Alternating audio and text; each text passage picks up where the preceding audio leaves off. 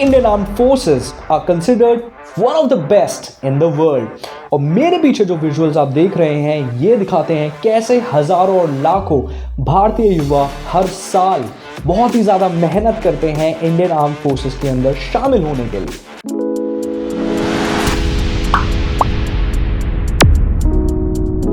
Hello Indian family, मेरा नाम है अभिनव और स्वागत है आप सभी का हमारी आज की नई वीडियो में। और 14 जून को भारतीय सरकार ने एक नई स्कीम लॉन्च करी जिसका नाम था अग्निपथ। और ये स्कीम लॉन्च की गई इंडियन आर्म फोर्सेस के अंदर 46,000 रिक्रूटमेंट्स को करने के लिए। और कैसे इस स्कीम के आते ही पूरे देश के अंदर एक भूचाल आ गया और बहुत ही ज़्यादा वायलेंट प्रोटेस्ट स्टार्ट हो गए हमारी कंट्री में। क्या है ये अग्निपथ स्कीम, इसके बारे में बात करेंगे डिटेल में इस वीडियो में। सेना में भर्ती की तैयारी करने वाले नौजवानों में अग्निपथ योजना को लेकर नाराजगी बढ़ने लगी है। Protesters set a railway coach on fire. They blocked highways. They barricaded rail lines. Even some politicians and their residences were targeted. योजना के अंतर्गत यह प्रयास किया जा रहा है कि इंडियन आर्म फोर्सेस का प्रोफाइल पूरी तरह से यूथफुल। इससे पहले स्टार्ट करें, बात करते हैं कुछ स्टैट्स की। क्या आप जानते हैं Indian army is the second largest standing army in the world और इंडियन एयरफोर्स है 4th largest after these countries और इंडियन नेवी है 7th largest in the world. और अब बात करते हैं अग्निपथ स्कीम के अंदर, जहां पर इंडियन गवर्नमेंट ने 46,000 रिक्रूटमेंट्स को फिल करने के लिए स्कीम को बनाया। और ये स्कीम्स इन रैंक्स के लिए बेसिकली रिक्रूटमेंट करेगी। और इस स्कीम के अनुसार जो भी यूथ आर्म फोर्सेस को ज्वाइन करेगा उसे कहा जाएगा अग्निवीर। और इसके अंदर बेसिकली जो टेन्योर होगा वो होगा सिर्फ 4 सालों का, जिसके अंदर ट्रेनिंग भी इंक्लूडेड है। और यही है सबसे बड़ी वजह प्रोटेस्ट की। प्रोटेस्ट के ऊपर बाद में आते हैं, पहले कुछ और बात करते हैं इस स्कीम के बारे में।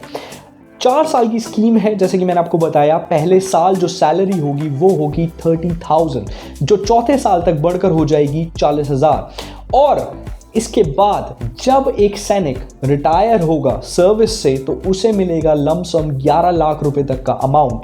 लेकिन जो 11 लाख का अमाउंट है उस अमाउंट में से 30% जो होगा वो उसकी सैलरी का ऑलरेडी पार्ट होगा। और ये जो इनकम होगी वो होगी नॉन टैक्सेबल। ये रिक्रूटमेंट इंडियन आर्म फोर्सेस की तीनों ब्रांचेस के लिए होगी, जैसे कि आर्मी, एयरफोर्स एंड नेवी।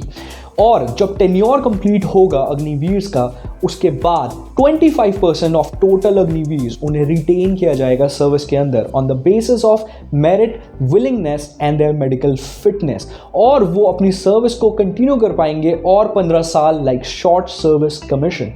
इसके लिए जो एज लिमिट है वो रखी गई है 17.5 साल से 23 साल। जो पहले रखी गई थी वो थी 21 ईयर्स। लेकिन बहुत ही ज़्यादा प्रोटेस्ट के बाद गवर्नमेंट ने ऐलान किया है कि जो इसका टेन्योर होगा अब वो 17.5 साल से 23 साल की उम्र हो। अब सवाल उठता है कि ये फैसला लिया क्यों गया। इंडियन आर्म फोर्सेस ये कहती हैं कि इंडियन आर्मी की अगर स्पेसिफिकली बात करें तो इंडियन आर्मी की जो एवरेज एज है वो इस समय पर 32 है, जो कि बहुत ज़्यादा है in comparison to other armies in the world, जहां पर एवरेज एज ऑलमोस्ट 23 से 27 के बीच में लाई करती है। तो इंडियन आर्म फोर्सेस हैं वो अपनी एवरेज एज को नीचे लेकर आना चाहते हैं इन अग्निवीर भर्तियों के बाद। इसके साथ साथ जो एक और बड़ा चैलेंज है इंडियन आर्म फोर्सेस के लिए वो है पेंशन का बिल। क्या आप जानते हैं इंडियन आर्मी को जो भी बजट मिलता है इस टाइम पर, सबसे पहले जो हमारा डिफेंस बजट है उसका सबसे बड़ा चंक मिलता है इंडियन आर्मी को। और उस इंडियन आर्मी के बजट में 56% सिर्फ और सिर्फ सैलरीज और पेंशन में चला जाता है। और जो कैपिटल एक्सपेंडिचर है उसके लिए बचता है सिर्फ 13%। सो अगर हमें अपनी आर्मी को मॉडर्न करना है तो हमारे पास सिर्फ और सिर्फ आर्मी बजट का 13% बचता है। इस पेंशन बजट को इंडियन आर्म फोर्सेस कट करना चाहती हैं। ये एक और बड़ी वजह है अग्निवीर स्कीम को लॉन्च करने का। इसके साथ साथ इंडियन आर्म फोर्सेस को अपनी स्ट्रेंथ को कम करना है। इस टाइम पे जैसे कि मैंने आपको बताया 2nd लार्जेस्ट स्टैंडिंग आर्मी है पूरे दुनिया के अंदर इंडिया की। इंडियन आर्मी इस स्ट्रेंथ को कम करना चाहती है ताकि जो आर्मी है वो बेटर इक्विप्ड हो, ज़्यादा रोबस्ट हो और फ्यूचर वॉर्स के लिए रेडी हो। और यूक्रेन रशिया वॉर के बाद भी शायद ये एनालिसिस किया गया होगा कि जो आने वाले फ्यूचर के वॉर्स हैं वो ज़्यादा हाईटेक वेपन्स लड़े जाएंगे, जहाँ पे इन्फेंट्री की ज़रूरत शायद उतनी ना पड़े। लेकिन इस सब के बावजूद बहुत सारे सवाल खड़े होते हैं हमारे देश में, जहाँ पर सरकारी नौकरियाँ बहुत ही तेज़ी से कम होती जा रही हैं। शायद आर्म्ड फोर्सेस की जो नौकरियाँ थी वो एक बहुत ही बड़ा जरिया और मोटिवेशन प्रोवाइड करती थी देश की सेवा करने के लिए और साथ में एम्प्लॉयमेंट सिक्योर करने के लिए। और बहुत सारे स्टेट्स हैं इंडिया के अंदर जहाँ से बहुत ही ज़्यादा लोग अप्लाई करते हैं इंडियन आर्म फोर्सेस में जॉब पाने के लिए, और ये उनके लिए बहुत ही बड़ा ब्लो बैक है, जिसमें से बहुत ही सारे लोग थे जो ऑलरेडी अपने मेडिकल फिटनेस टेस्ट क्लियर कर चुके थे और रिटन एग्जाम्स की प्रिपरेशन कर रहे थे। लेकिन इन सब को सरकार ने अब दरकिनार करते हुए स्कीम को लॉन्च कर दिया है and they will have to try and look out for a job all over again in this scheme. और ये स्कीम सिर्फ और सिर्फ उन्हें 4 साल तक के लिए एम्प्लॉयमेंट देगी अगर वो इस क्राइटेरिया को फुलफिल नहीं करते जहाँ पे उन्हें रिटेन किया जाए। इतने वायलेंट प्रोटेस्ट के बाद और इतने बड़े ब्लो बैक के बाद इंडियन गवर्नमेंट्स ने कुछ कंसेशंस का ऐलान किया है, जैसे कि एज लिमिट को 21 से बढ़ाकर 23 किया गया है। और इंडियन होम मिनिस्ट्री ने ये कहा है कि 25% डिटेंशन के बाद 10% जो अग्निवीर्स होंगे अपनी रिटायरमेंट के बाद उन्हें एब्जॉर्ब किया जाएगा सेंट्रल आर्म्ड पुलिस फोर्सेस के अंदर, जैसे कि आईटीबीपी, एसएसबी, असम राइफल्स।